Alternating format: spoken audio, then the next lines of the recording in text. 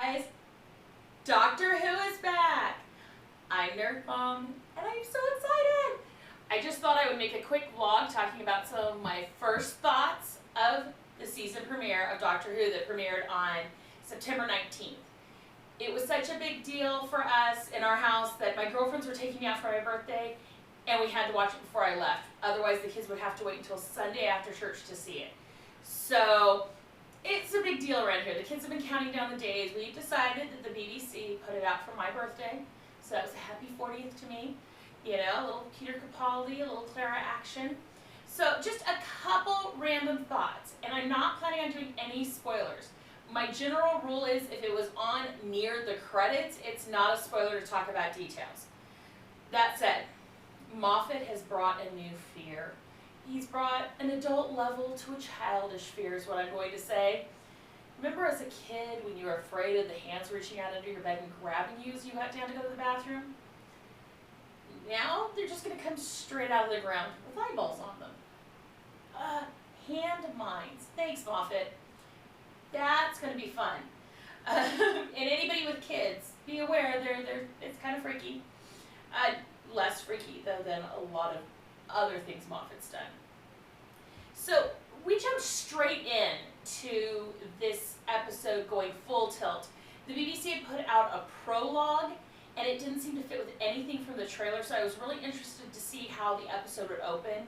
And it did. It opened with a full tilt of looking at different time periods. I think that's a safe way to put it. We saw the Shadow Proclamation. I mean, I don't even remember what season the Shadow Proclamation's from. I never thought we would see it or reference it again. But this is one way Moffat is completely awesome, is he is tying up the Doctor Who universe a little bit for us, bringing it together, because when it came up before, it was referenced as, I tell you under the Shadow Proclamation, da da da da. It was made to sound like a really big official deal. So here we see that it is a big deal, as we have someone looking for the Doctor. Karn and the Sisters of Karn, they were in the prologue, or at least one of them was. And, you know, those are some, you know, kind of badass chicks. I kind of like them. One of those, your power doesn't work here, don't mess with me or we will destroy you. And that's all there is to it. And don't we wish we kind of had that power as badass chicks to do that in life? Don't mess with me, I'll destroy you. Your powers don't work here. We see Unit coming back in, and that's interesting. Often we see these big, where we got Missy and we got all this other stuff. We don't always see all those people come back in, and we got back to Unit.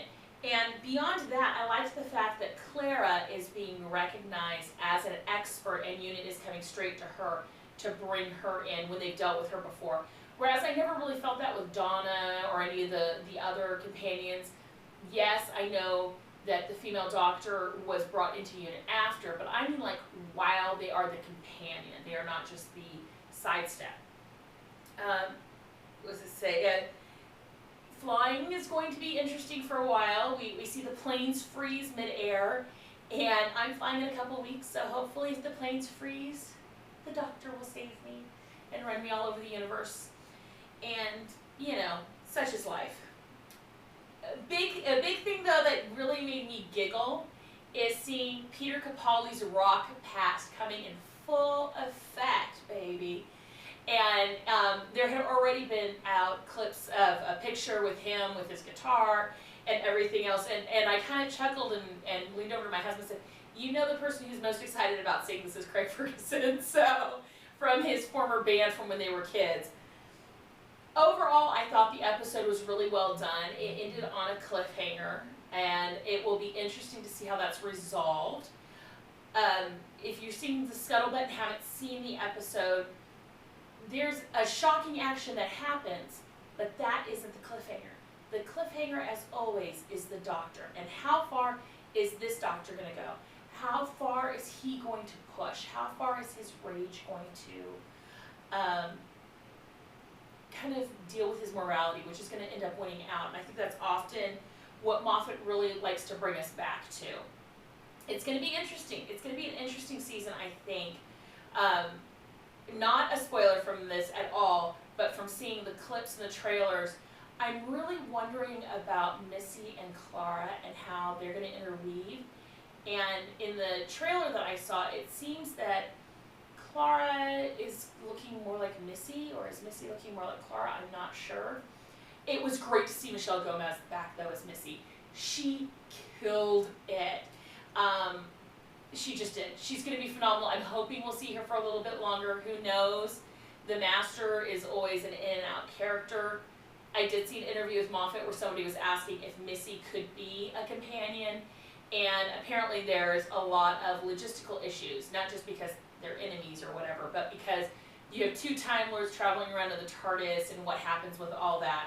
And then of course, I think how the interview ended is, now that we know all the problems, it'd be interesting to try it. So who knows what Moffat's up to in that crazy head of his. I am glad that Doctor Who is back. I am excited to see what this season holds and how they tailor even further this incarnation of the Doctor to Peter Capaldi's Doctor. And, you know, is he going to be an angry old man? Is he going to be vengeful? What is really going on? I don't feel that we got a clear picture of that by the end of last season, so I'm going to be very excited. Have you seen the new Doctor Who episode yet? Let me know in the comments. I'm going to try to do this semi-regularly, so if you want to see a Doctor Who vlog every week, let me know. Subscribe, tweet me, comment here, share the video, like the video. All forms of appreciation are appreciated. So make sure you follow me on Twitter. I'm NerdMom, and you can catch me on my blog at nerdfamily.com, and subscribe here. Until next time, I'll talk to you later. Bye.